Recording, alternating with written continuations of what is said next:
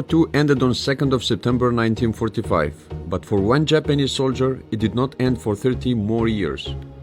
Today, I will be sharing with you a very interesting story about a Japanese man who lived in the Philippines jungle for many years thinking the war was still on. Hiro Onoda was born in 1922. During the World War II in 1939, he went to work in local trading company. He took the job because he wanted to be sent to Wuhan in China to join his brother there. His plan was meant to fulfill his dream and having his own business in China and becoming rich. Sadly, this dream did not last long, as he was soon to join the army. In 1942, he was called for army physical tests in Japan. He passed it and went straight into training for a few months. In August, he finished his officer's training and became an apprentice officer. He had to remain in his status for 4 months before his commission as lieutenant, where he took the training in Futamata Center. The purpose of this school was to train them in secret warfare. It was common for the Japanese during the war to commit suicide or kill themselves. However, in this unit they were taught to never kill themselves at any circumstances, even if they had to survive on bananas or coconuts for the next 3 years or 5, until the search party finds them again. Upon his arrival to the Philippines, he was assigned to Lubang Island. He went to the mountains for shelter. Here he met with other guerrillas. When the Americans arrived to liberate the Philippines, they bombarded most of the spots where they suspected the Japanese were hiding. They attacked and killed most of the Japanese guerrilla. A few managed to escape, among them Lieutenant Hiro Onoda, the main character in this story, and 3 other men he later met: Shimada, Akatsu, and Kozuka. Spending their time hiding in the mountains and moving from place to another, they raided the islanders by stealing their rice and killing their cows. Akatsu couldn't stand this life, as he was weak physically and mentally. After Akatsu's departure, they found a written note that said, "When I surrendered, the Philippine troops greeted me as a friend." Not believing in his note and thinking it is a strategy that Americans are using to capture them, the guerrilla changed their hideout and continued their lifestyle in the mountain. Stealing food from villagers to cook and polishing their weapons to ensure they stayed ready and strong for a fight was their main priority. It was in 1954, Lieutenant Onoda was cooking and caught sight of islanders coming in their direction. He fired shots thinking they would run away. Kozuka hid behind the trees. Shimada stood by the tree without firing a shot. A shot came from the valley, hitting Shimada on the chest, leaving him dead instantly. Onoda and Kozuka escaped to a safer place, leaving everything behind. According to the newspaper, that the search party was not normal islanders, it was Philippine Army mountain unit, practicing for attacks. Few days after Shimada's death, Philippine Air Force dropped leaflets and used a loudspeaker that said, "Onoda, Kozuka, the war has ended, please surrender, you'll be safe." They still did not believe the war was over, and that was a tactic the enemy was using.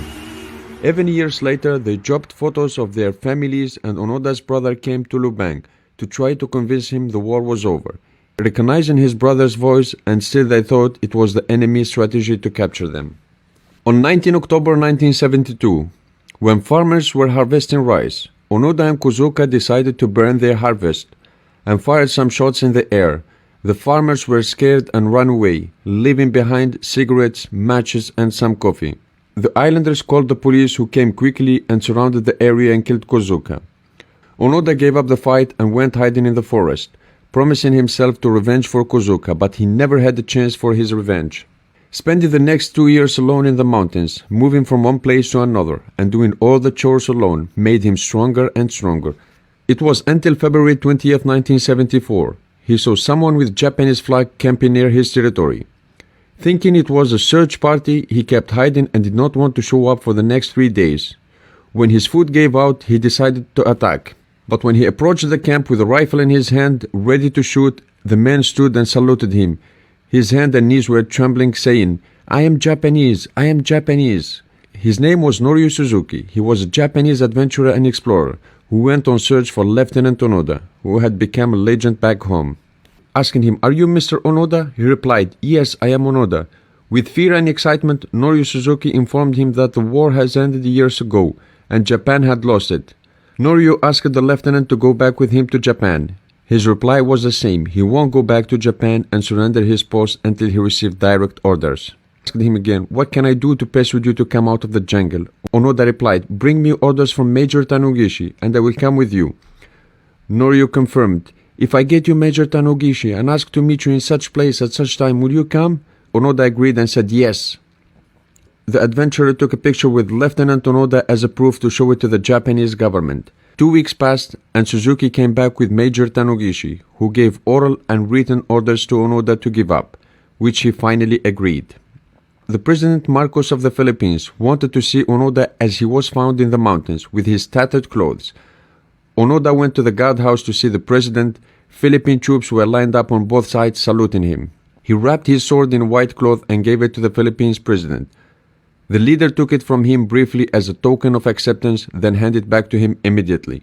Onoda returned home and he was greeted as a hero. He was offered a huge sum of money. He refused to take it and donated it to a shrine. In 1996, he even went back to Lubang and donated $10,000 for local school.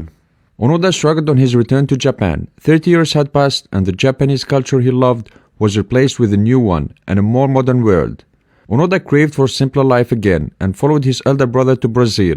Here he went back to living on the land, raised cattle, and eventually got married. Missing his home, he returned back to Japan and used his final years to establish a school and educational camp for young Japanese people. Heart failure eventually took his life in 2014. This is the incredible journey of a brave, dedicated, and loyal man named Hiro Onoda.